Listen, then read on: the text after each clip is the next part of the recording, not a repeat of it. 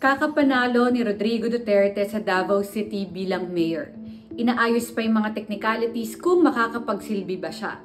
Crucial din yung timeline dito dahil ayon sa election code, ang mga pinoproklamang nanalo sa eleksyon merong 6 na buwan para mag-take ng oath sa kanilang pwesto. Kung hindi sila nakapanumpa, mababakante ang pwesto.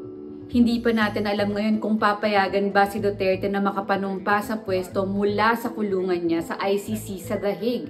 Pwede nga naman daw siyang puntahan doon ng ating consular officer. Actually, ang best case scenario sa Duterte Defense Team, makalaya na ang dating Pangulo bago pa man matapos yung 6 months na yon. Pwede ba yun? Meron pa siyang hearing sa September 23? Ito ang update sa kaso ni Duterte for Crimes Against Humanity sa The Hague. Ang gusto ng Duterte Defense Team ay isang total and unconditional freedom kay Duterte. Hindi ito yung interim release ha. Ang gusto nila tuluyan siyang mapalaya at mabasura ang kaso dahil daw sa kawalan ng jurisdiction. Noong May 1, nag-file sila ng isang jurisdictional challenge. At sabi nila, pwede naman na daw desisyonan to ng pre-trial chamber 1 bago pa man ang September 23 confirmation of charges hearing. Sabi ng mga lawyers ni Duterte, sayang naman daw ang resources ng korte kung itutuloy pa ang September 23 confirmation of charges hearing kung wala namang jurisdiction. Confident ang mga abogado ng biktima, ang prosecution at ilang independent experts na nakausap ko na lulusot ang jurisdiction ng ICC sa kaso. Ilang beses na rin naman daw kasi itong inapprove ng ICC sa ilang taong gumugulong ang kaso doon. Confident din sila na matutuloy ang September 23 hearing. And anyway, low threshold pa lang naman daw ang hearing na to dahil kukumpirmahin pa lang ang mga charges. Wala pang desisyon ng ICC Pre-Trial Chamber 1 sa jurisdictional challenge na ito. Hindi rin natin alam kung pipiliin nilang desisyon na nito bago mag-September 23. Kaya lahat tayo ay mag-aabang.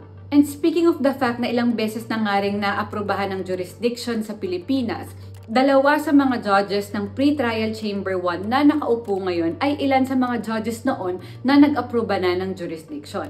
Ayon sa mga lawyers ni Duterte, ito daw ay isang perceived bias ng 2 judges.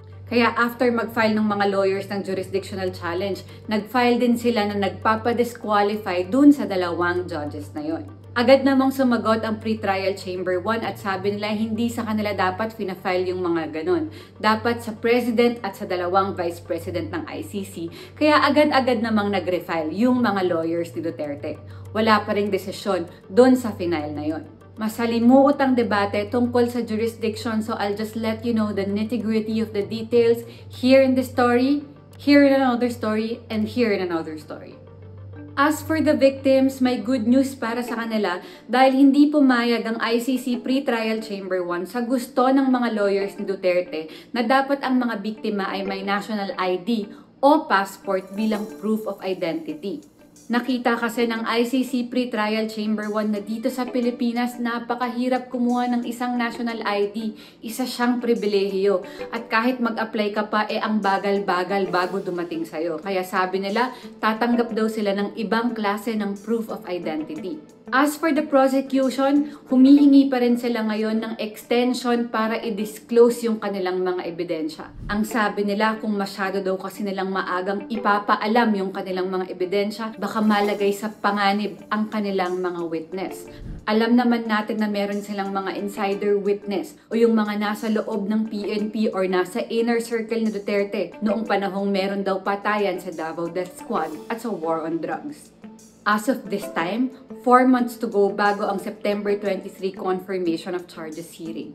Sobrang dami pang pwedeng mangyari, including the separate investigation into ICC prosecutor Karim Khan over alleged sexual misconduct, which he has denied. Note, maraming iniimbestigahan si Prosecutor Khan, including Russia and Israel. Kung may tanong pa kayo tungkol sa kasong ito ni Duterte sa The Hague, i-download nyo lang ang Rappler app, go to the Justice channel, and we can continue discussing there.